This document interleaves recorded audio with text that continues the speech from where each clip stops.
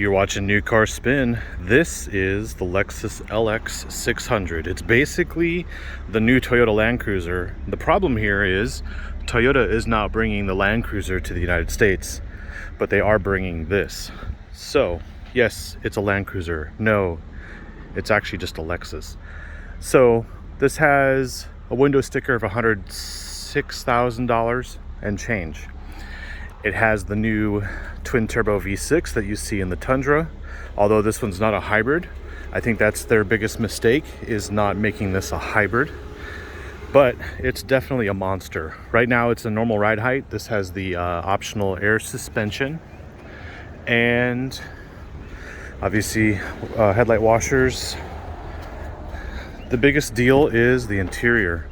So this is an entirely new generation of Land Cruiser, let's just call it that. And yeah, there's a lot going on in here. This is the F Sport, so it has the third row seat. This is not the executive seating package like you see on the more expensive version. Still though, it's very nice back here. The leather's very soft. It's a Lexus. And Mark Levinson stereo, that was an option. It's pretty nice. But we still have manual shades back here. So, I mean, basically, I'm gonna give this car a, I'm not gonna give it a Doug score. No, what I'm gonna do, I'm gonna give it a report. So this is basically for all of you who are interested in the Land Cruiser. Besides the 2-year wait list for one in the US or the 4-year wait list for one in Japan, who buys this thing? Well, I think it's for dinks, dual income, no children, because this is not for mommy bloggers. This thing is a serious off-roader. It is a serious vehicle, serious size, serious power, and serious fuel economy actually, because it doesn't have that V8. So it auto stop start at the light, all that kind of stuff. Plenty of room back here, although it won't pass the real estate agent test because there's really no lip. So your wine bottle is just going to come rolling right out when you open this thing up. So keep that in mind. I cannot control the air suspension from back here, which is weird because most vehicles with air suspension have a button where you can raise or lower it to make it easier for your dogs to get in and out of or stuff like that, but not here. And that's because it's an off-roader. Not many vehicles this size come with four-wheel low. Of course, there is the Nissan Armada / Infiniti QX80, which this reminds me of the QX80 a lot, although this is much more up to date and much more luxurious than that Infiniti because of just the material that they use for this vehicle. It doesn't have a tinny sound at all.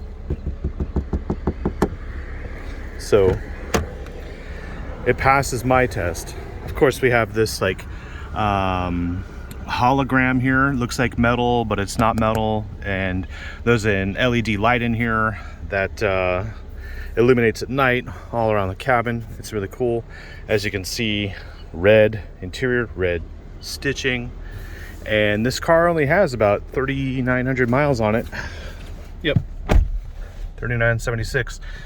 And there's a lot going on in here. I will say, like right off the bat, the first thing I notice is a passenger in this seat is going to have a hard time not only finding the volume knob but reaching it, because it's not on this side, it's not down here, it's not over here, it's right there. See, it's hidden, kind of like the previous generation Corolla. It's a shiny knob on a shiny background.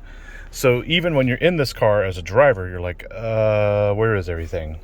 Still though, the layout's better than the previous generation. I noticed there's no sky hook. If I put my foot on the brake, actually, let me get my seatbelt on here. All right. Drive mode is obviously your drive mode for the road. Then you can go to DAC crawl. I forget what DAC stands for, but then you have your mode select here. Oh yeah. So your hill descent control. What do they call it here? And then we can go between low 4 and high 4. And then the mode select here works with also the crawl mode as well. So I don't know if that little J-hook thing that existed in the previous generation is here for this one. MTS. So There's some off-road stuff going on in here. Basically, it's a lot more intuitive than the previous gen, which had a ton of buttons down here and nothing really made any sense. Now it's pretty much like a command center here, and the screen tells you everything you need to know.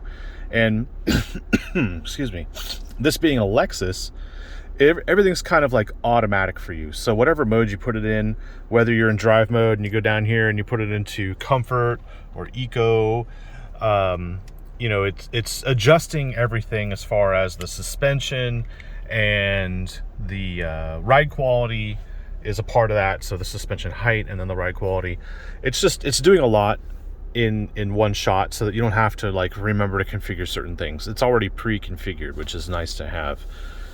And when you're in Sport and Sport Plus, there's really no difference that I can tell between these two.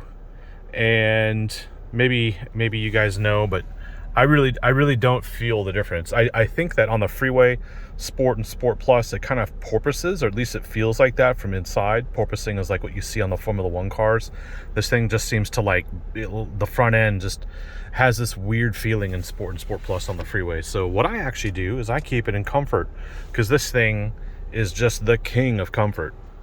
It's massive in here. Look, I can't even reach the middle of that headrest.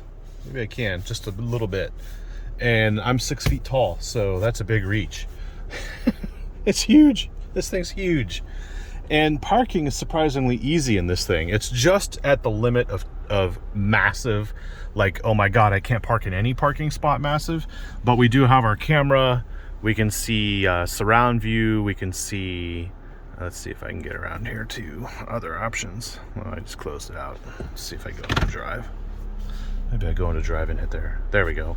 So we have like a three-dimensional view that comes up here as well. We have all sorts of different views available to us, even in the 360 mode. There we go. And there was even at one point a mode where I could see underneath the vehicle, and I'm not sure when that happens. I think it's because we're stopped.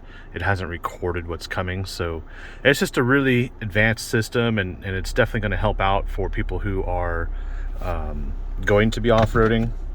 And we have our diff lock, traction off, suspension height adjustment. This is the option here, and then the only option there is the Mark Levinson reference stereo, which is really nice. 23, 25 speakers, something like that, and a lot of three-dimensional sound. So essentially, you know, I'm not going to tell you about the horsepower. I'm not going to tell you about the ground clearance. I'm not going to talk about articulation, because the person who buys this does not care. They're not even going to off-road it. They're going to drive it around. Maybe this is as far off-road as they're going to get, right? Because number one, it's not a Land Cruiser. Yes, it can go off-road. It is capable. But what they really bought it for, nice, was basically having a nice large car, big and comfortable, that will last for a long time, right? It's almost like their last purchase. Now, that's kind of a morbid way to look at it in my view, but there are no gimmicks in here, right? You might think these are gimmicks, but no, this is all essential for off-roading. And there's no gimmick in here, like no massaging seats, no like 3D lights in the sunroof, not even a panoramic sunroof. It's just a standard shade, not even a power shade. Like this is not going to be a Range Rover competitor. This is just going to be like a simplified, basic, but very bougie version of it's like old money, but it's got the Lexus label on it, so it's not old money. You know what I mean? So we don't talk about the fact that it's not a hybrid. We don't talk about how much horsepower it has. We don't talk about any of those stats. All we do is we just get in it and we just drive, because that's what these people do. They just get in and they go places. So this twin turbo V6 really makes a big difference. I prefer this one over the previous generation because, let's see if I can get back into regular mode here, because the previous generation's V8 was a gas hog. And speaking of Range Rovers and G-Wagons, this is kind of, I told you they'd be here.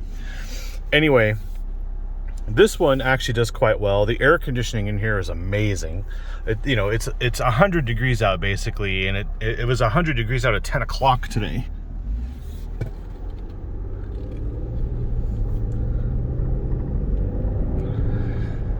It's just quiet, it's smooth, and it just moves. I mean, this thing just has so much going for it that I kind of fell in love with it.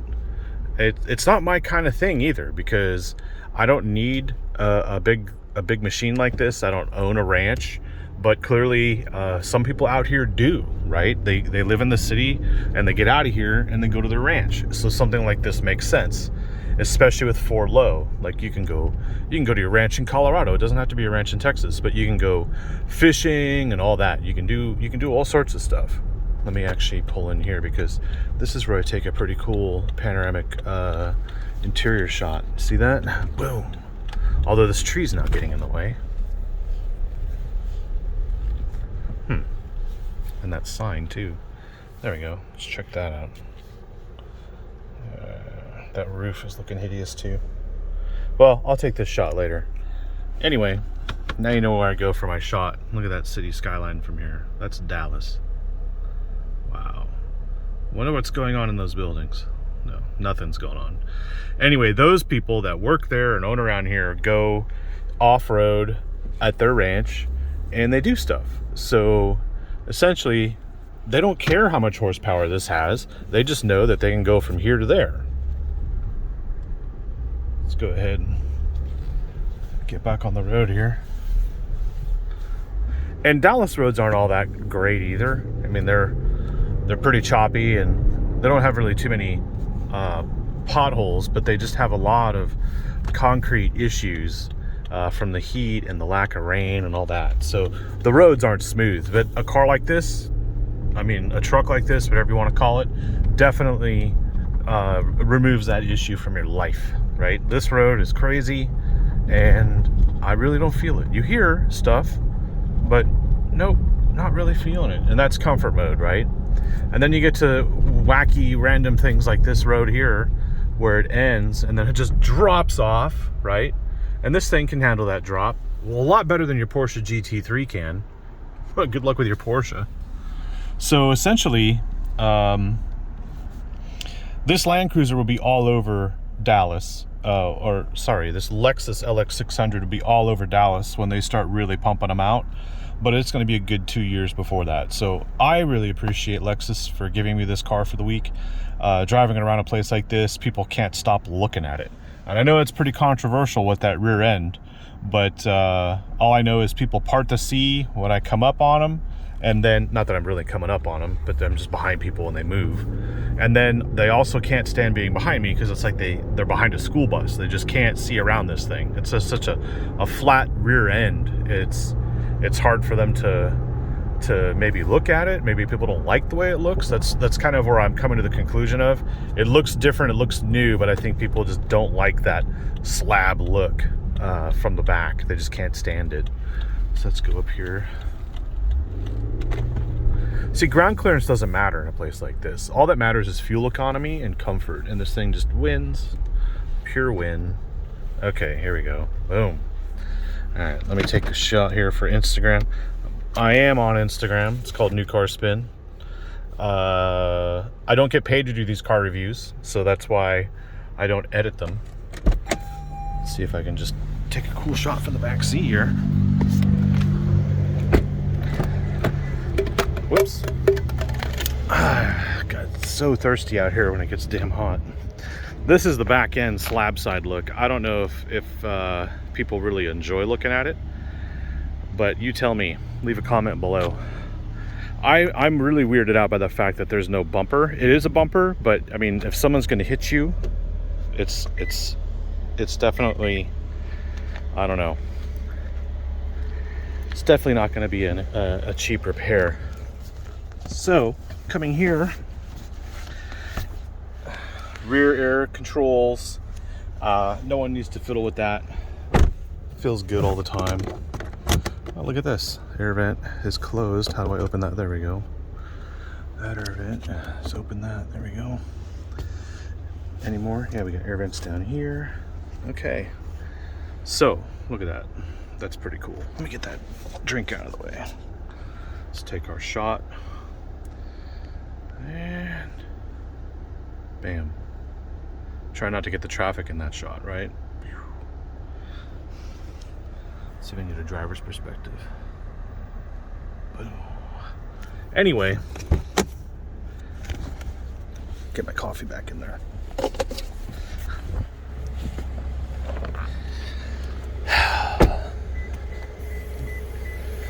The air suspension's constantly messing around. It's okay. It levels it out. It, you know, increases the comfort. Here's the rear bumper I'm talking about. It's a bumper, but only when this lid's open. And this lid is plastic. So, I mean, obviously they're just going to replace it if someone wrecks into you, but here we go. There is a third row. I'm not carrying around that many passengers, so it's not like we're going to care, but just so you guys know, yes, people can fit back there. It's pretty roomy. Not that I care, but no room for luggage really after that. So let's just keep it down like we should. It's got tie hooks, tie down points. Yeah, there's charging back here. You know, you can recline that seat basically. You know, we got air vents back here as well, which is nice. Power trunk. So that's it. You know, it's kind of a useless review for some of you. Sorry. All I'm going to say is, you know who buys this thing. You know, people really don't care. They just want it. And that's why there's a 2-year wait list. Let's pop the hood, shall we? Oh yeah, a little storage there for your, I don't know, something.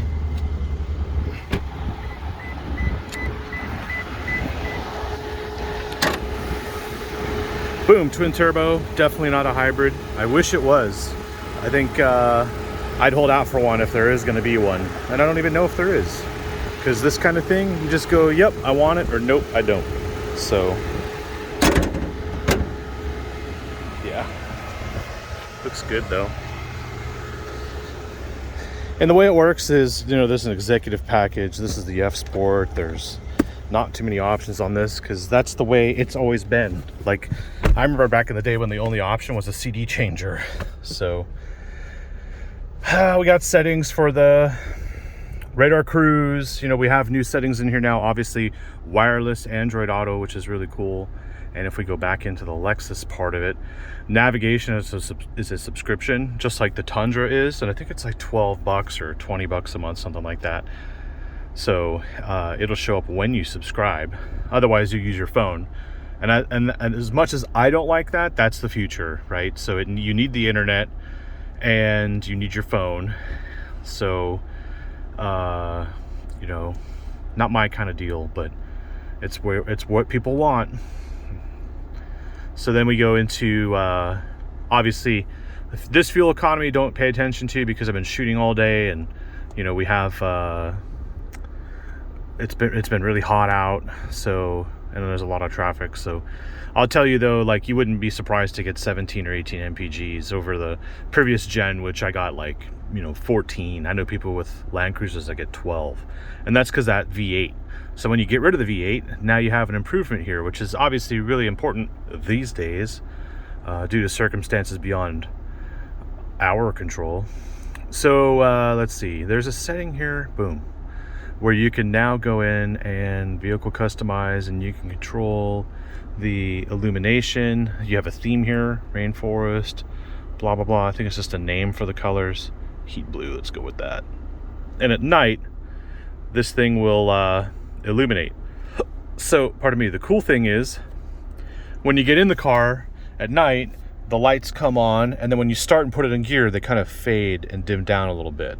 So they're not so obtrusive. Obviously, capacitive, touch sensitive, lights here for your cabin, and yeah. Again, no gimmicks. It's just a serious vehicle. Nothing to complain about other than the position of that volume knob. And then my phone, my Galaxy, Samsung, actually it's not a Galaxy, it's a Note 20 Ultra, barely fits in here. It's like 1/8 of an inch too big, so it lifts up and it won't charge wirelessly here. Even if I take it off the case, it's just not wirelessly charging. And this is a rubberized grip, so essentially nothing's gonna like move around here. This drink's empty, but it's gonna hold on very well to everything. And then there's a storage compartment here. There's really no storage in here up front, and that's kind of the theme here I'm getting is, oh, this is not for transporting little kids. This is for going off-road and taking care of business. We have a cool box, which I had this Gatorade in there. Let's see if I get there. This thing will fit in there, right? And all you do is hit that button and it just blows in cold air here. So I tried it out. I am very thankful this is in the car today. This week has just been too hot. But you turn that on, it cools down, and then you get out of the car and come back in and it's still cold. So I don't know how insulated this is or whatnot, but this is definitely cool. Pun intended. And there you go. Why don't you have one? I mean, I don't sell these cars. I'm an automotive journalist. I review them. And all I know is everyone needs one. So that's basically the route I'm going to take. You should have one. And, it's going to take you 2 years to get one. But trust me on this one. Oh, yeah, I don't like really Android Auto anyway. But you'll thank me later. So there you go. Get one. That's all you need to know.